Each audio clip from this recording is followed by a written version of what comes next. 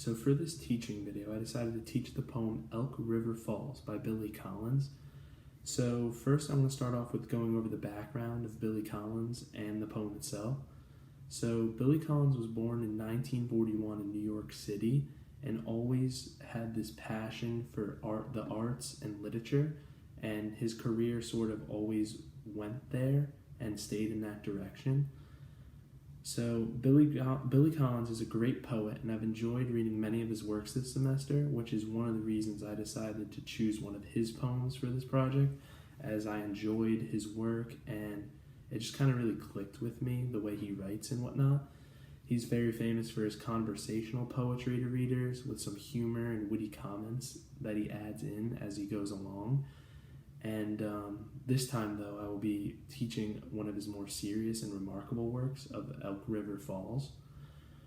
So, starting off with the lesson, I first want to go over the title itself, Elk River Falls. The title is actually the first line as well as the title, which is very unique because in most poets you don't really see that. And I think that it's kind of peculiar to see it. And in many works that we read this semester and throughout the course, we haven't really seen that, or I personally haven't seen that. So I thought it was very cool to see that. And then along with this point, foreshadowing becomes evident in the title as well, as we get the idea that this will be about a river and or some type of waterfall just from the first lines of the poem, Elk River Falls, which is it's very interesting with having a nice foreshadow to kind of get the ball rolling.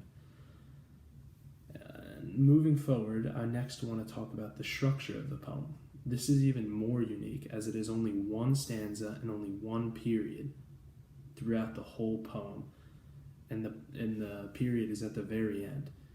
This is known as a long sentence, and that is, the poem is mainly just one long sentence. It is exactly as it says it is, one long sentence. With this, the poem it flows like a river, connecting to almost all of the ideas of the poem, just like the title, which is kind of like a neat idea that Billy Collins kind of connects to. And he, having this be a title of Elk River Falls, the river itself flows just as the long sentence flows. And I think he does a neat job connecting that. So, Billy Collins, the overall idea of the poem Elk River Falls, as it mimics the movement and flows of a river into a waterfall and beyond. This fact is important because it helps appreciate the impact of a long sentence that can have on a piece of poetry and literature. And I think Billy Collins is a perfect representation, of a poem being about a river. It's the perfect poem to have a long sentence be the subject or the structure of it. So with that, there is also an enjambment that Billy Collins uses. An enjambment is defined as a movement onto following lines in poetry. So Elk River Falls has many shifts, turns, stops, and starts, almost just like a river, kind of correlating back to that title and the foreshadowing. So the enjambment with other things that correlate to this message. So the shifts, the turns, the stops, and the starts that Billy Collins adds throughout the poem is portraying this river and the overall enjambment in the poem itself. So the next thing I want to move on to is personification. So personification is seen in this poem a couple of times, and I first want to go over the definition of personification. So personification is giving human characteristics to non-human or abstract things. So I want to first start with the line that Billy Collins states, "A place for water to recover from the shock."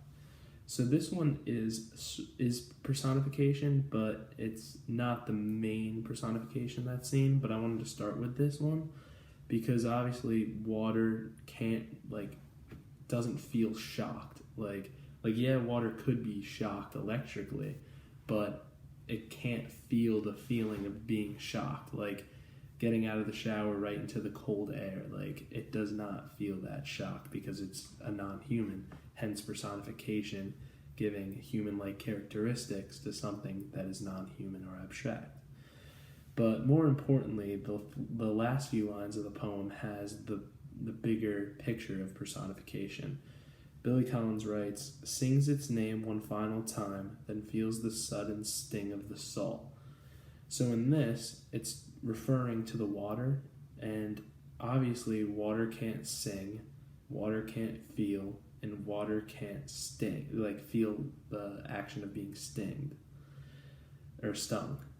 And that's the main point of the personification, because it's the last line, which is very important because it draws importance of it being ended.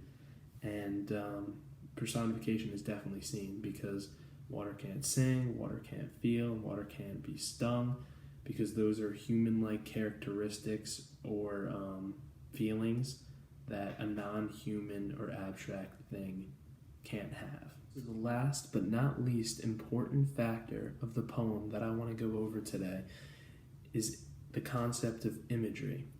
Imagery is defined as the virtual and descriptive language in literary work.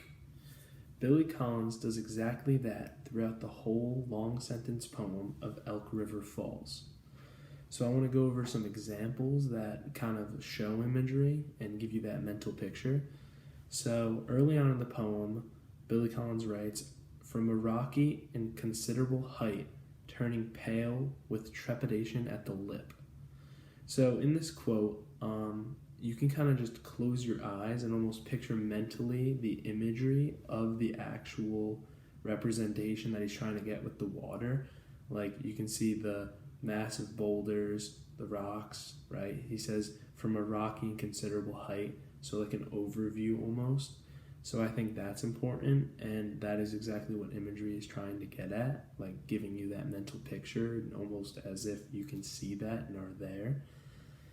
And then going forward, he says, "Sliding around the massive rocks and past some islands of overgrown with overgrown with weeds." So in this quote, he again is giving you that mental picture. Like, if you close your eyes, you can see the massive rocks once again, and passing by the islands of overgrown weeds, just tons of grass growing up from the mud and the roots and whatnot. So I think that is very important. And then I also want to talk about the concepts that he uses. These aren't the actual quotes, but just the concepts of, he says frigid pools. You can see the water almost being cold, like just being cold and damp. And then he says winding course. You can see the water kind of moving in like a diet, like with the river diet, like back and forth, kind of like the enjambment, like shifting and turning off and on. So basically what he's trying to get across is the mental picture of a waterfall and the river itself, the title, Elk River Falls. And I think the imagery is very important in this scenario because it connects with the title, and it just gives you that like image, and mentally, like, you can close your eyes and see exactly what he's talking about. And that is one of my favorite parts actually about this poem. It captures the image and the fact that you can close your eyes and see exactly what he's talking about.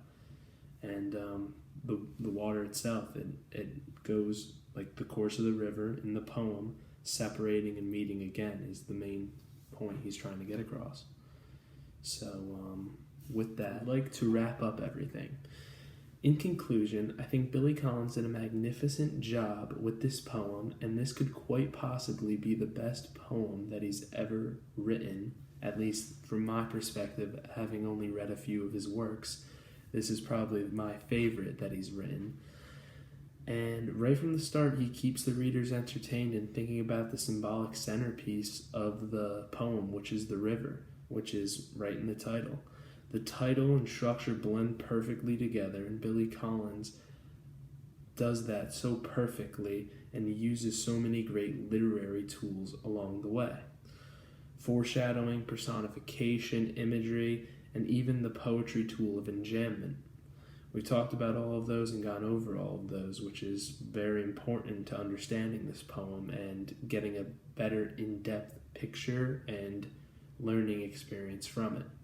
But overall, Elk River Falls is a wonderful poem full of valuable literary teachings and fundamental tools. And with that, I will end this teaching lecture, and thank you.